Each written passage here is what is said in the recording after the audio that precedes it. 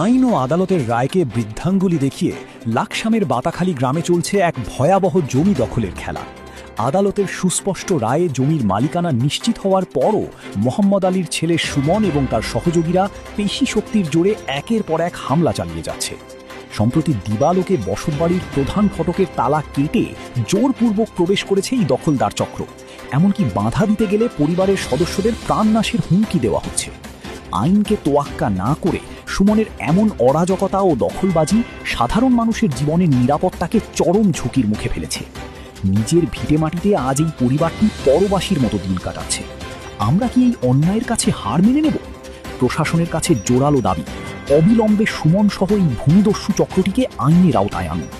আদালতের রায়ের মর্যাদা রক্ষায় এবং ভুক্তভোগী পরিবারকে নিরাপত্তা দিতে জরুরি ও কঠোর পদক্ষেপ গ্রহণ করুন।